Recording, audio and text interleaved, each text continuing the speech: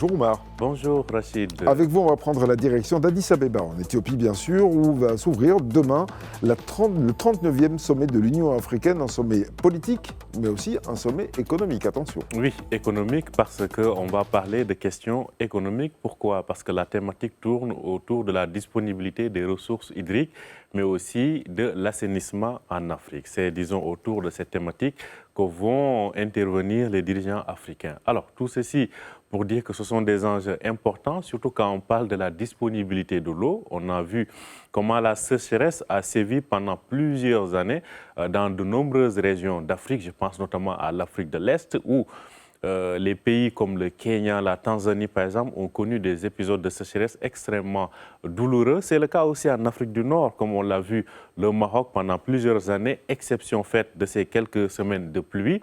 Dans d'autres parties du continent aussi, ces enjeux-là s'opposent. Donc l'Afrique, certes, est un continent qui dispose de ressources naturelles en termes de ressources hydriques, on pense notamment au bassin du Congo, etc., mais n'est pas à l'abri ou est même l'un des continents les plus touchés par le changement climatique parce que la sécheresse, avec l'avancée du désert, impacte donc disons, la disponibilité de l'eau, notamment dans le Sahel, et tout ceci donc exige une action au niveau continental. C'est de ça qu'on parlera donc durant ce 39e sommet de l'Union africaine. Alors ce sommet, c'est aussi l'occasion de se pencher sur le bilan peut-être des initiatives économiques qui ont été lancées par l'Union africaine. Oui, alors toutes ces initiatives entrent sous le chapiteau de ce que l'on appelle l'agenda 2063. Alors l'agenda 2063 avait été lancé lors du cinquantenaire de l'Union africaine. Je rappelle que l'Union africaine est, disons, sortie de l'OIA qui avait été créée en 1963. Donc en 2003, si je ne me trompe pas, on a lancé l'agenda, lors du cinquantenaire de l'Union africaine, on a lancé l'agenda 2063. L'objectif, c'est qu'aux 100 ans de l'Union africaine, qu'on puisse avoir atteint beaucoup de choses sur le plan politique, économique, etc.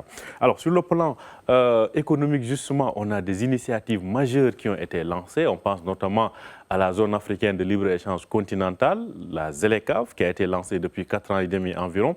Alors, le constat, ainsi que sur d'autres secteurs, notamment dans l'agriculture et autres, est que les initiatives lancées sont de belles initiatives, mais concrètement sur le terrain, on peine à voir des réalisations qui, en tout cas, captivent l'attention. Si on prend le cas de la ZLECAf, on en est toujours à des phases pilotes. Certains pays ont commencé, d'autres ne le sont pas encore, en termes de négociations pour les accès à certains produits. Donc on sent que globalement, le commerce intra-africain tourne toujours autour des 15%. L'Afrique commerce plus avec le reste du monde, envoie les matières premières au reste du monde, plus que l'Afrique ne commerce entre elles, que les pays africains ne commercent entre elles. Donc c'est un problème qui demeure et qui exige plus d'engagement politique pour donc le surpasser.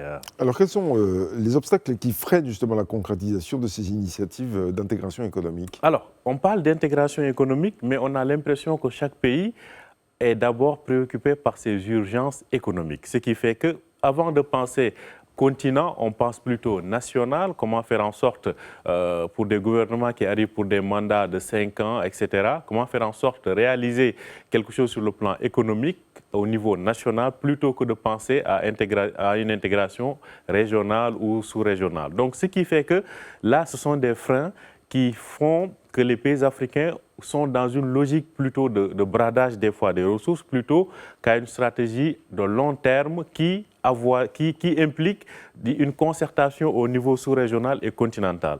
Malgré que les acteurs de financement, les bailleurs de fonds, que ce soit le FMI, la Banque mondiale ou la Banque africaine de développement, insistent davantage sur des projets d'intégration économique. C'est-à-dire, au lieu de financer par exemple un pont à l'intérieur du Sénégal ou une autoroute à l'intérieur du Sénégal, ils privilégient, par exemple, de financer un pont qui traverse et le Sénégal et la Mauritanie en même temps. On a l'exemple du pont de Rosso qui est en construction. C'est le cas aussi pour des projets, disons, qui dépassent une seule sous-région, mais qui connectent plusieurs sous-régions. On est dans cette logique-là, mais pour le moment, le rythme est encore assez lent pour parvenir donc à financer ces projets et concrétiser donc l'intégration économique.